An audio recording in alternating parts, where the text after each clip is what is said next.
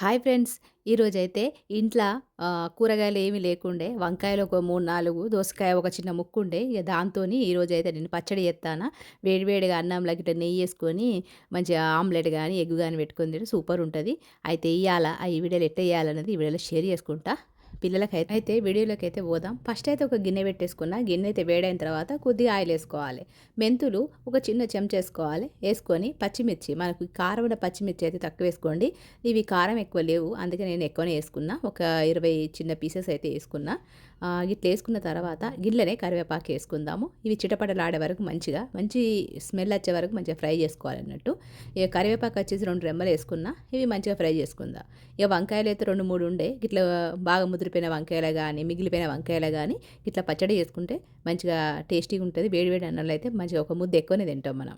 గిట్ల వంకాయలు అయితే మంచిగా ఒక 3, 4 వంకాయలు మంచిగా రౌండ్‌గా కడిగేసుకున్నా. వీటినైతే మంచిగా ఉప్పేసుకొని మంచిగా నీళ్ళలో నానబెట్టుకున్న వంకాయలు లేకపోతే నల్లగా అయిపోతాయి. కొద్దిగా మంచిగా ఫ్రై అయినాయో లేదో గప్పుడు కొద్దిగా ఉప్పు, పసుపు వీటికి సరిపడా ఉప్పు, పసుపు అయితే ఏసుకుందాము. ఇవైతే ఎక్కువ ఉడకాల్సిన అవసరం లేదు. ఎందుకంటే ఇలా మనం టమాటాలు ఏసుకోవాలి కాబట్టి ఒక 2 నిమిషాలు మూత పెట్టేసుకుందాం. మళ్ళా 2 నిమిషాల తర్వాత మూత తీసిన తర్వాత ఒక 3-4 టమాటాలు మంచిగా పుల్లటి టమాటాలు, పండిన టమాటాలు, ఎర్రగున్న టమాటాలు అయితే ఇల్లు ఏసుకోవాలి. ఏసుకొని మళ్ళీ ఒక్కసారి మంచిగా కలుపుకుందాం. ఇలా మనం కొత్తిమీర గానీ, పుదీనా గానీ ఏసుకుంటే మంచిగుంటది. ఒక 2-3 నిమిషాలు మళ్ళా మూత పెట్టుకుందాం. ఇక్కడైతే నేను కొత్తిమీర చిన్న కట్టేసుకుంటానా. మీరు ఇష్టం ఉంటే పుదీనా ఏసుకోవచ్చు.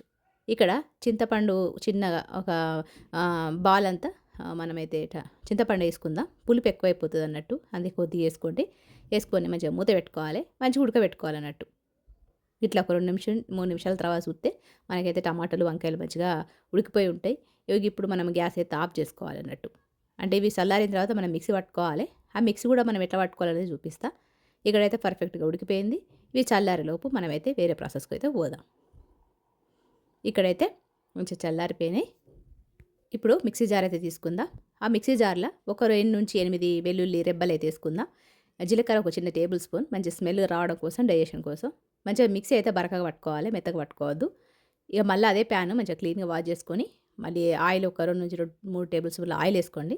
ఇక్కడ జీలకర్ర, ఆవాలు మీ ఇష్టం. ఇక్కడ మినపప్పు, శనగపప్పు ఉంటే ఏసుకోండి. ఇంట్లో లెవ్వు అందుకని నేను ఎయ్యలేదు. కాబట్టి మీరు శనగపప్పు, మినపప్పు ఏసుకుంటే ఇంకా మంచి ఫ్లేవర్‌గా ఉంటది. టేస్టీగా ఉంటదన్నట్టు. ఇక్కడ నేను ఆవాలు మాత్రమే ఏసుకున్నా. ఎండు మిర్చి వచ్చేసి నేను ఒక చిన్న ముక్కలు 4 ఏసుకున్నా. దాంతో పాటు కరివేపాకు ఒక చిన్న రెమ్మేసుకున్నా. దోసకాయలు అయితే చిన్న ముక్కు ఉందన్నా కదా! అవి చిన్న చిన్న ముక్కలు కడిగేసుకున్నా. ఏసుకొని మంచిగా కలుపుకుంటానా. ఆ తర్వాత ఉప్పు వీటికి సరిపడా ఏసుకోండి. మనం ముందుగానే ఉప్పేసుకున్నాం, పసుపేసుకున్నాం కాబట్టి చూసేసుకోండి మీరు ఇండ్లైతే. ఈ ముక్కలకు సరిపడా ఉప్పు, కారాలైతే ఏసుకోండి. అంటే ఉప్పు, పసుపు ఏసుకొని మంచిగా కలుపుకోవాలి. ఇవి కూడా కొద్దిగా మగ్గాలన్నట్టు. అంటే కొద్దిగా ఉడకాలి. ఇవి మనము అన్నం తింటంటే ఆ పచ్చట్ల దోసకాయ ముక్కలతోని మంచిగా క్రిస్పీగా మంచిగా టేస్టీగా ఉంటదన్నట్టు. కూరగాయలు ఏం లేనప్పుడు, నోరు చప్పగున్నప్పుడు ఇలాంటి వంకాయలు, దోసకాయలు కలిపి ఈ విధంగా పచ్చడి చేసుకుంటే సూపర్ టేస్టీగా ఉంటదన్నట్టు. ఒకసారి మీరు ట్రై చేయండి. ఇక్కడ 2-3 నిమిషాలు మూత పెట్టేసుకుందాం. ఈ ముక్కలనేవి ఉడికిపోయినాయి. అంటే మొత్తం కూడా ఉడకాల్సిన అవసరం లేదు. కొద్దిగా ఉడికితే సరిపోతది. ఇక ముందుగానే మనం మిక్సీ పట్టుకున్న పచ్చడి ఉంది కదా! ఇందులో ఏసుకొని గ్యాస్ ఆఫ్ చేసుకొని మంచిగా కలుపుకోండి. గంతే మనకైతే వంకాయ, దోసకాయ పచ్చడి అయితే రెడీ అయిపోతది. ఇక వేడి వేడి అన్నంలో ఆమ్లెట్ ఏసుకొని, కొద్దిగా నెయ్యి చుక్కేసుకొని తింటే సూపర్ టేస్టీగా ఉంటది. ఈ విధంగా మధ్యాహ్నం అయితే ఒకటైతాంది. నాకైతే బాగా ఆకలయింది. ఇక నేనైతే పచ్చడి రెడీ చేసుకొని పెట్టుకున్నా. ఒక ఎగ్ అయితే ఉడకబెట్టుకున్నా. మీకు ఇష్టం ఉంటే ఆమ్లెట్ ఏసుకోవచ్చు. నేనైతే ఆమ్లెట్ ఎక్కువ ఇష్టంగా తినను. అందుకని చెప్పి ఇక నేను ఎగ్ అయితే ఉడకబెట్టుకున్నా. కొద్దిగా పొద్దున పప్పు ఉండే పిల్లలకు మా ఆయనకి ఇచ్చిన పప్పు కొద్దిగా మిగిలింది. అది కొద్దిగా వేడి చేసుకున్నా. వేడి చేసుకొని ఇక పప్పు, ఈ పచ్చడ, ఒక ఎగ్గు ఈ విధంగా మంచిగా మధ్యాహ్నం లంచ్ అయితే చేత్తాను. ఒక బుక్క ఎక్కువనే తింటామన్నట్టు ఇట్లా పచ్చళ్ళు చేసుకుంటే.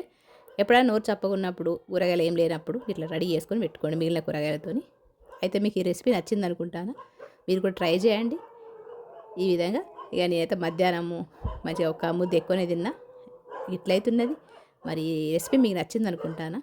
నచ్చితే మాత్రం ఒక లైకు, ఒక హైపు, కొత్తోళ్ళైతే సబ్స్క్రైబ్ చేసుకోండి. మరిన్ని మంచి రెసిపీస్ కావాలంటే నా ఛానల్‌ను సబ్స్క్రైబ్ చేసుకొని బెల్ గంట ఆన్‌లో పెట్టుకొని మరొక మంచి రెసిపీతో మిమ్మల్ని అయితే కలుస్తా మరి. అంతవరకు ఉంటా మరి. నమస్తే. సెలవు.